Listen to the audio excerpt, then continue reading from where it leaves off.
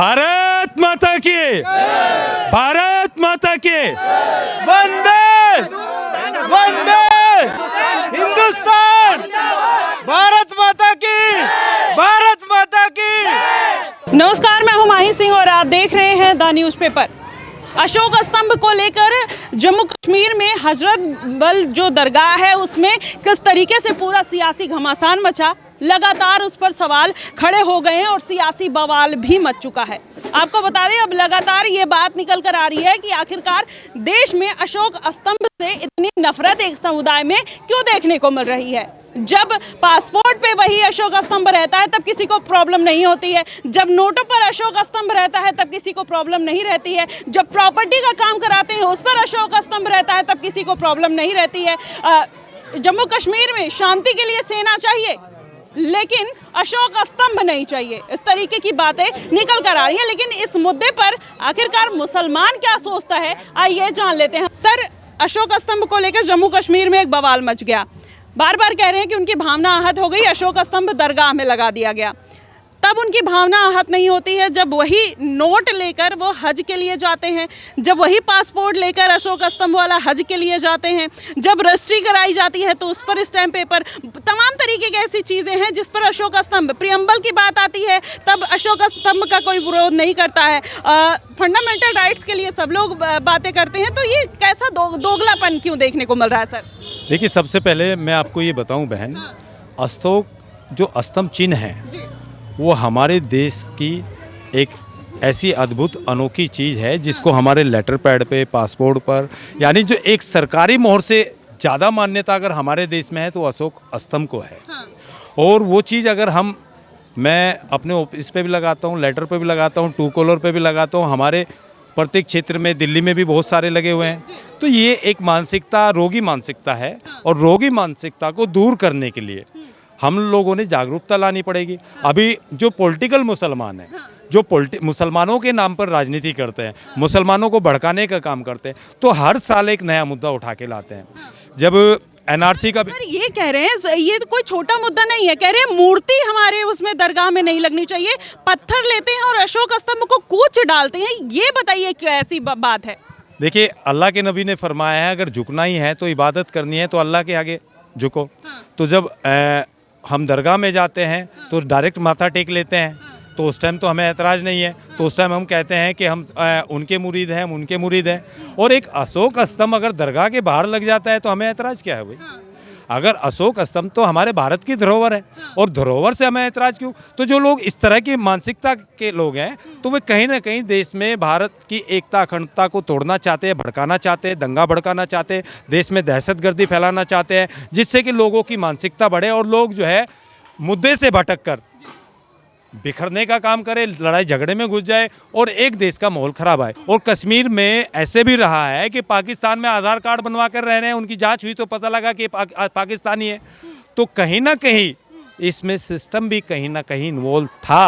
अच्छा, क्योंकि अभी आपने आधार कार्ड की सर से भी ले लेते हैं। सर, आधार कार्ड जब मस्जिद में लेके जाते हैं, दरगाह में लेके जाते हैं तब दिक्कत नहीं होती, लेकिन एक अशोक स्तंभ लग जाता है दरगाह में तो इतनी प्रॉब्लम क्यों हो रही है?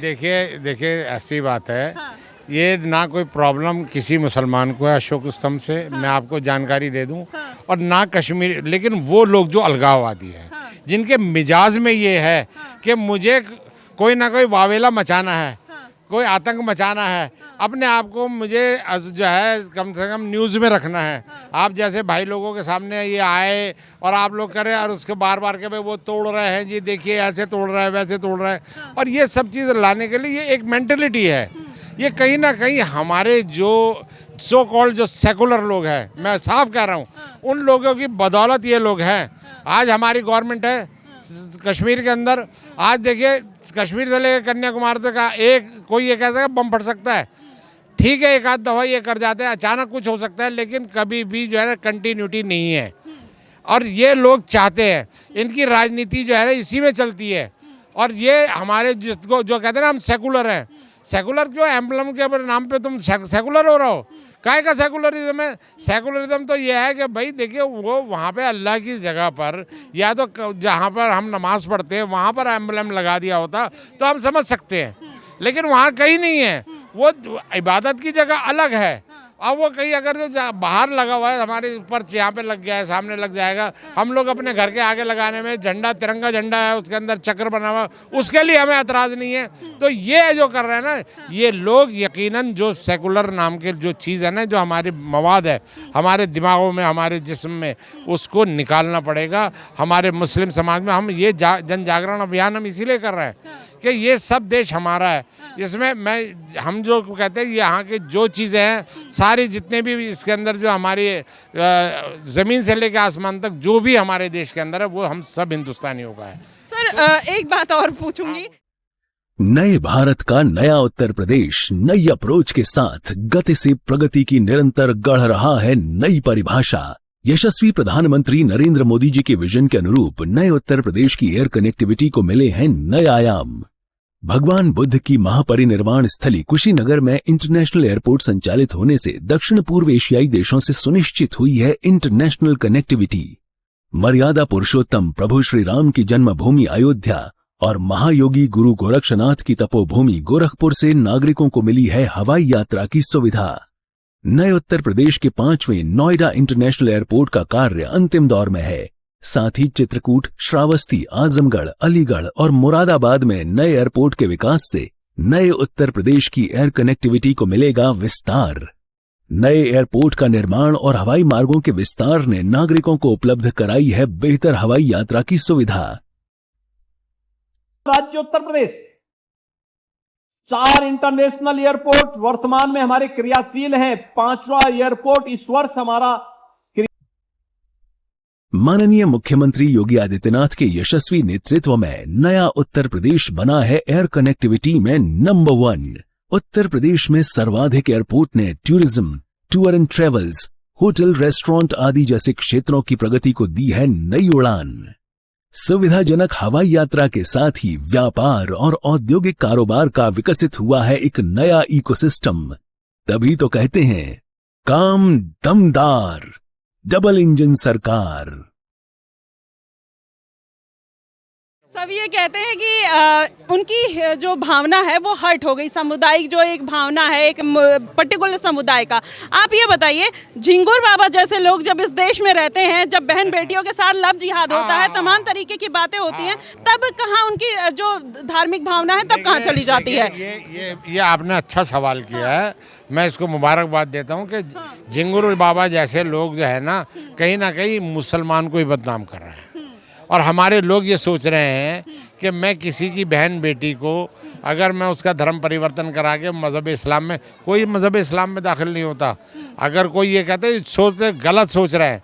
जो जिस धर्म में पैदा हुआ वो उसी धर्म में रहता आखिर तक के, उसको कोई चेंज नहीं कर सकता। लेकिन हमारे ये जो झिंगुर बाबा जैसे लोग जो है ना, जिनको, और हमारे इसमें कहीं ना कहीं हमारे उलमाओं की गलती है। वो झिंगुर बाबा जैसे लोगों को कहे कि हमें दिखावट का इस्लाम नहीं चाहिए, असल में इस्लाम चाहिए। तुम असल में इस्लाम, तुम खुद हो क्या हो? तुम कौन सा इस्लाम का पालन कर रहा हो? वो इस्लाम का कौन सा पालन कर रहा है झिंगुर बाबा? वो खुद इस्लामी नहीं है, कोई खुद मुसलमान नहीं है। और वो ये बात कह के जो है ना लोगों को, मुसलमानों को, कोई मुसलमान समाज का कोई आदमी झिंगुर बाबा के साथ कभी भी नहीं था, ना है, ना रहेगा। कुछ चंद लोग होते हैं समाज के, कुछ ऐसे, एक कहते हैं ना एक मछली पूरे तालाब को गंदा कर देती है, ये वही मछली है। झिंगुर बाबा जैसी चीज़ है, ये वो मछली है। और आप बता दूं कि भाई ये जो है ना, जो भी हमारे मुस्लिम समाज को नहीं चाहते वो तरक्की करे, कुछ ऐसे तत्व है वो नहीं चाहते कि वो देश में मुख्य धारा में मिलके चले, देखने में हम एक आपस में भाईचारा हो। वो लोग ये चाहते हैं कि हमारी रोजी रोटी तो इसी पे चलेगी, आपस में लड़ते रहें, इनके सर फटे, गोलियां चले, हैं जी। वही लोग हैं, वो झिंगुर बाबा जैसे होते हैं, और वही जो एम्बलम तोड़ते हैं वो लोग वो हैं। ये मैं आपको कह देना चाहता हूँ। सर, जम्मू कश्मीर के जो मुख्यमंत्री हैं कह रहे हैं कि धार्मिक भावना आहत हुई, वहाँ पर मूर्ति क्यों लगाई? हमारे में मूर्ति पूजा करना कहीं ना कहीं एक अभिशाप के तौर पर देखा जाता है। जन जन तक स्वास्थ्य सुविधाओं का विस्तार और तकनीक आधारित गुणवत्ता युक्त उपचार बनकर उभरा है स्वस्थ और समृद्ध उत्तर प्रदेश का आधार। यशस्वी प्रधानमंत्री नरेंद्र मोदी जी की अभिनव पहल प्रधानमंत्री जन आरोग्य योजना आयुष्मान भारत ने हर गरीब को उपलब्ध कराई है 5 लाख रुपए तक के निःशुल्क इलाज की सुविधा। पूर्ण समर्पण भाव में से आयुष्मान भारत योजना ने जन्म लिया। सरकार ने तय किया कि गरीब के अस्पताल में भर्ती होने का खर्च 5 लाख रुपए तक के इलाज का खर्च सरकार उठाएगी। नए भारत का नया उत्तर प्रदेश माननीय मुख्यमंत्री योगी आदित्यनाथ जी के यशस्वी नेतृत्व में बना है चिकित्सा क्षेत्र में अग्रणी। एक समय ऐसा भी था जब स्वास्थ्य सुविधाओं के अभाव में नागरिकों को भटकना पड़ता था, इलाज के अभाव में असमय जान गंवानी पड़ती थी। समय बदला, अब युवाओं को मेडिकल शिक्षा और जरूरतमंद नागरिकों को बेहतर इलाज के लिए भटकना नहीं पड़ता। माननीय मुख्यमंत्री जी के नेतृत्व में एक जनपद एक मेडिकल कॉलेज की नीति ने नए उत्तर प्रदेश को बनाया है चिकित्सा क्षेत्र और स्वास्थ्य सुविधाओं का नया हब। ये डबल इंजन की सरकार प्रधानमंत्री मोदी जी के नेतृत्व में माफिया संस्कृति को, गुंडा संस्कृति को, दंगों की संस्कृति को समाप्त करके 1 डिस्ट्रिक्ट 1 प्रोडक्ट भी देता है और 1 डिस्ट्रिक्ट 1 मेडिकल कॉलेज भी देता है। गोरखपुर और रायबरेली में एम्स का संचालन, 6 नए सुपर स्पेशलिटी मेडिकल ब्लॉक का विकास, 5000 नए स्वास्थ्य उप केंद्रों की स्थापना, हर जनपद को लाइफ सपोर्ट एम्बुलेंस, डायलिसिस और सीटी स्कैन की निशुल्क सुविधा, हेल्थ एटीएम की व्यवस्था और लखनऊ में अटल बिहारी वाजपेयी चिकित्सा विश्वविद्यालय के निर्माण ने चिकित्सा शिक्षा और स्वास्थ्य सुविधाओं को दिए हैं नए आयाम। 13 करोड़ से अधिक नागरिकों को मुख्यमंत्री आरोग्य स्वास्थ्य मेलों के आयोजन में मिली है निशुल्क जांच एवं उपचार की सुविधा। मुख्यमंत्री विवेकाधीन कोष में 2,37,000 से अधिक जरूरतमंदों को इलाज के लिए उपलब्ध कराई गई है 3,281 करोड़ रुपए से अधिक की सहायता राशि। समग्र विकास के साथ ही विरासत के सम्मान को हमेशा प्रोत्साहन देने वाले माननीय मुख्यमंत्री जी के नेतृत्व में प्राचीन चिकित्सा पद्धति आयुर्वेद को मिली है नई दिशा, नया स्वरूप और नई पहचान। तभी तो कहते हैं करके दिखाए जो, डबल इंजन सरकार है वो। लेकिन ये जब वोट बैंक की राजनीति होती है, उनके पिताजी घर में बैठ के राम राम करते हैं, तब उनका कहीं ना कहीं जो भावना होती है वहाँ के पब्लिक की आहत नहीं होती है। लेकिन एक अशोक स्तंभ लग गया, उनकी भावना आहत हो गई, वहाँ के मुसलमानों की भावना आहत हो गई। देश में रहना है लेकिन 2 नियम मानना है, देश में रहना है लेकिन और किसी का गुणगान करना है। क्या कहेंगे? बात बताता हूँ आपको, एक बात बताता हूँ जिसकी बात आप कर रहे हैं ना, इसी फारूक अब्दुल्ला, आप नाम नहीं ले रहे, मैं नाम ले रहा हूँ। फारूक अब्दुल्ला से जब वहाँ के लोगों ने पूछा, जम्मू कश्मीर के लोगों ने पूछा कि तुम्हारे जो मंत्रिमंडल के अंदर एक भी हिंदू मंत्री नहीं है, तो कौन कहता है हिंदू मंत्री नहीं है? मैं फारूक अब्दुल्ला, मैं पंडित समाज का हूँ, मैं हूँ मंत्री, तो मैं अब तो हिंदू समाज का बन गया है। उनका बेटा कह रहा हमारी भावनाएं आहत होती है। ये जैसा टोपी पहनते, ये टोपियाँ पहनाते रहते हैं, टोपी पहनते रहते हैं, किसी तरीके से सत्ता में रहें। ये सिर्फ इनका ये मकसद है, इनको मज़हब इस्लाम से नहीं लेने वाला। ये मज़हब इस्लाम के कोई ये बात करता तो कोई मौलवी करता या किसी ने फतवा देता, कोई फतवा नहीं आया, किसी ने कुछ नहीं कहा, क्योंकि उसकी इबादत ही नहीं कर रहे हम लोग। वो इबादत थोड़ी कर रहे, वो एक लगा दिया कि भाई ये हमारे देश की पहचान है, ये हमारे देश की निशानी है, इसलिए लगाया, ना कि इसलिए कि इसको इबादत करें, ना किसी ये इनको राजनीति करनी, इनको अपने जो है ना राजनीति की रोटियां सेकनी है, भाई यही काम कर रहे हैं और कुछ नहीं करना इन्होंने। ये जब मर्जी चाहिए हिंदू बन जाएंगे, पंडित बन जाएंगे, मौलवी बन जाएंगे, यही है सब कुछ। अभी आपने कहा ना कि इस्लाम को लेकर, हमारे धर्म को लेकर दिक्कत होती है, फारूक अब्दुल्ला ने कहा। तो जब फारूक अब्दुल्ला कौन से मुसलमान थे जब कहा था उन्होंने रेलवे स्टेशन पर उतरकर, चलो बुलावा आया है, माता ने बुलाया है। नारी शक्ति है, सम्मान है, नारी गौरव है, अभिमान है। इसी मंत्र के अनुरूप आधी आबादी की सुरक्षा, सम्मान और स्वावलंबन के लिए प्रतिबद्ध है डबल इंजन की सरकार। हमारी माताओं बहनों को थोड़ा अगर अवसर मिल जाए, थोड़ा उनको सहारा मिल जाए, तो फिर उनको सहारे की जरूरत नहीं रहती है, वे खुद लोगों का सहारा बन जाती है। यशस्वी प्रधानमंत्री नरेंद्र मोदी जी की प्रेरणा से महिलाओं को केंद्र में रखकर बनाई गई नीतियों, योजनाओं और कार्यक्रमों का सुफल है कि आज महिलाएं हर क्षेत्र का कर रही हैं नेतृत्व। माननीय मुख्यमंत्री योगी आदित्यनाथ जी की अभिनव पहल मिशन शक्ति ने माताओं, बहनों और बेटियों की सुरक्षा, सम्मान और स्वावलंबन को दी है नई दिशा। बेटी के जन्म से लेकर जीवन के हर पड़ाव पर साथ खड़ी है कर्मयोगी सरकार। बेटी बचाओ बेटी पढ़ाओ ने बेटियों की शिक्षा को दी है नई दिशा। प्रधानमंत्री उज्ज्वला योजना ने माताओं बहनों को दिलाई है रसोई के धुएं से आजादी। गर्भवती महिलाओं और स्तनपान कराने वाली माताओं के स्वास्थ्य एवं पोषण को बेहतर बना रही है प्रधानमंत्री मातृ वंदना योजना। जीरो टॉलरेंस की नीति ने महिला सुरक्षा को दिए हैं नए आयाम। महिलाओं के प्रति होने वाले अपराधों में दर्ज हुई है रिकॉर्ड कमी। महिलाएं आज निडर होकर प्रदेश के विकास में दे रही हैं अहम योगदान। बेटियों को मुख्यमंत्री कन्या सुमंगला योजना से विभिन्न चरणों में उपलब्ध कराई जा रही है आर्थिक सहायता। कस्तूरबा गांधी विद्यालय के साथ ही श्रमिक परिवारों की बेटियों को गुणवत्ता युक्त शिक्षा उपलब्ध करा रहे हैं अटल आवासीय विद्यालय। निर्धन परिवारों को अब बेटियों के विवाह के लिए साहूकारों से कर्ज नहीं लेना पड़ता। मुख्यमंत्री सामूहिक विवाह योजना से अब तक 4,76,000 से अधिक जोड़ों का कराया गया है विवाह। महिलाओं को प्राथमिकता पर मिला है वृद्धावस्था पेंशन और निराश्रित महिला पेंशन जैसी विभिन्न कल्याणकारी योजनाओं का साथ। में बेटियों को, बहनों को आगे बढ़ने का अवसर प्राप्त हो सके, इसके लिए सरकार के स्तर पर अनेक कार्यक्रम चलाए गए, अनेक योजनाएं प्रभावी ढंग से आगे बढ़ रही हैं। माननीय मुख्यमंत्री योगी आदित्यनाथ के यशस्वी नेतृत्व में मिशन रोजगार के तहत 1,75,000 से अधिक बेटियों को मिली है सरकारी नौकरी। 10 लाख स्वयं सहायता समूहों से 1 करोड़ महिलाओं को मिला है रोजगार। पीएम स्वनिधि योजना से 2 लाख से अधिक महिलाएं हुई हैं लाभान्वित। वीसी सखी के रूप में महिलाओं की नियुक्ति और महिला बीटों के आवंटन आदि जैसे अभूतपूर्व कदमों ने महिलाओं के स्वावलंबन को दिए हैं नए आयाम। तभी तो कहते हैं काम दमदार, डबल इंजन सरकार। तो उस टाइम उनके दिल को आहत नहीं हुआ था। अब तो उमर अब्दुल्ला कह रहे हैं कि सर मूर्ति पूजा करके हमारी भावना आहत की है। तो अब एक बात बताइए, वे तो जब भी उमर अब्दुल्ला ने तो सिखनी से शादी कर ली, ये कहाँ से मुसलमान हो गया देखो वो? ये वे लोग हैं सिखनी उसकी बीवी है, अब वो उसको छोड़ के भी चली गई है। ये वे लोग हैं जब जरूरत पड़ती है तो मुसलमान बन जाते हैं, जब जरूरत पड़ती है तो हिंदू बन जाते हैं, जब जरूरत पड़ती है तो सिख बन जाते हैं। तो इनका कोई धर्म ही नहीं है, और जिसका धर्म नहीं है ना वो हिंदू है, ना मुस्लिम है, ना सिख है, ना ईसाई है, क्योंकि धर्म एक आस्था का विषय है, धर्म एक आत्मा का विषय है। ये सनातनी मुसलमान है, जब कावड़ यात्रा निकलती है तो कावड़ यात्रियों के ऊपर पुष्प वर्षा करने का काम करते हैं पसमंदा सनातनी मुसलमान।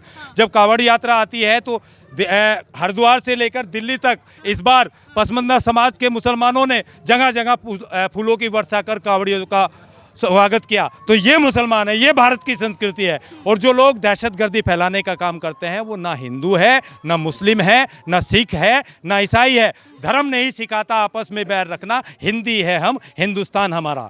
जय हिंद, जय भारत।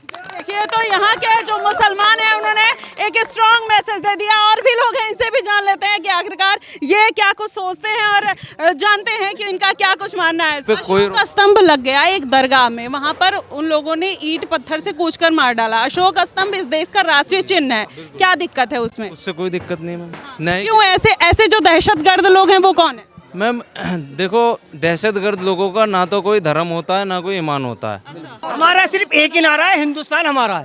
एक वंदे मातरम और भारत माता की जय बना दीजिए जल्दी। वंदे वंदे हिंदुस्तान, भारत माता की, भारत माता की।